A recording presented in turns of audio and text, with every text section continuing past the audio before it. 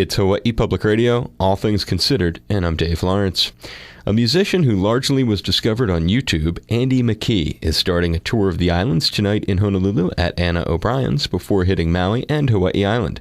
He took time to connect with us and share a few interesting stories.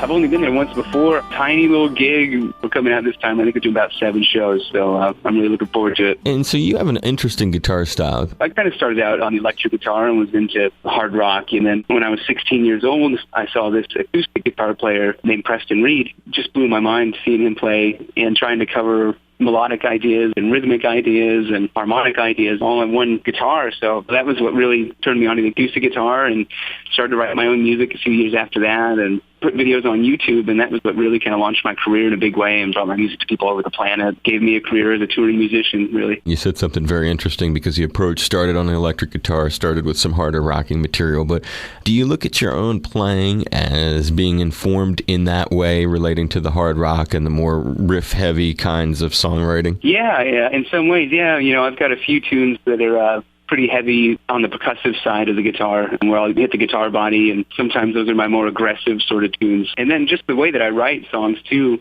they kind of follow like a pop song format where there's verses and choruses and bridges and so on, but all I really do is instrumental music, but have these melodic themes that happen in that sort of pop song format. So I think that was all kind of informed by rock music. It also reminds me of Michael Hedges. He's passed away. Oh, man. Absolutely. He's actually my biggest musical influence. I discovered him about a year after I heard Preston Reed. When I found him, I was actually looking through old guitar player magazines that I had and found this one. On the cover was this crazy long-haired dude with a big old harp guitar, and I was like, what in the world is this? And instantly became a massive Michael Hedges fan. I still listen to his music almost every day, and totally changed my life when I heard him. And so actually this year I started to play a couple of his tunes in my show because I've got this tribute harp guitar tune to him. I'll ask the audience, you guys know about Michael Hedges? And it's like a handful of people. After I play that tune, I'm always like, well, I'm going to play you a couple of Michael Hedges tunes and show you the real dude, the pioneer that inspired all of us. You bring him to mind, and that's great that you have that connection. Did you ever get to see him live? No, I didn't, man. Actually, it was actually 1997 when I discovered him. That was sadly the year that he passed away. So, it was only a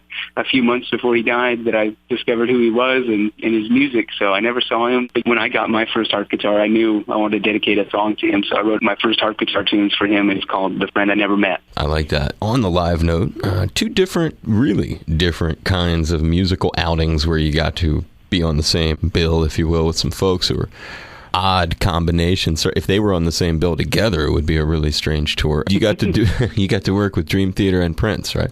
Yeah, man. Both of those had these opportunities come up to open for Dream Theater and then also be a special guest in Prince's band, and both of them were just fantastic. And I've been a fan of Dream Theater since I was 14 years old, so getting to go and open shows for them was great. It actually went really, really well. We did a bunch of shows in Asia together, and then the Prince thing happened because he heard me on YouTube, and he saw a song of mine in particular called Ryan Lynn, and he just loved it. His management contacted mine, and we jammed together some, and then went out on tour and did 9 concerts in Asia. It was like 20,000 seat places. I'm used to a couple hundred, maybe a few hundred seat type places. Over the course of all those shows, were you able to spend any personal time? With Dream Theater, we actually jammed a couple times at the hotel. That was awesome. And we talked about doing some collaborative stuff. And then with Prince, we only had a few times where it was just he and I talking a bit about music and what's going on with my career. And mind-blowing when he said, I'm a fan of your work, Mr. McKee. He always called me Mr. McKee, which was really cool, too. And we've been in touch since then, and maybe we'll do some stuff in the future. I think it'd be really cool to maybe try composing some music together. On that thing, I was kind of just a special guest where I was playing his tunes. I think it'd be great to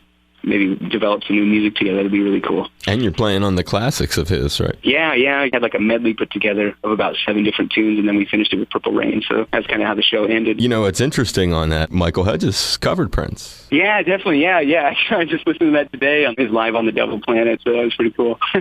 Really strange how those things work out. And when it comes to Prince, do you have him in your cell phone as Prince, or do you have to go through a handler? How does that work? Yeah, actually, he's got a manager that pretty much does everything through, emails and phone calls and everything. Someone has to do the work for the Prince. That's really cool. It's a great experiences. I'm sure they shape your career, and it's fun hearing about them. Looking forward to your adventures here in the community. Andy McKee coming through town. Really appreciate your time and telling some great stories today. For sure, man. Thanks for having me. I'm looking forward to getting down there and doing some gigs, man.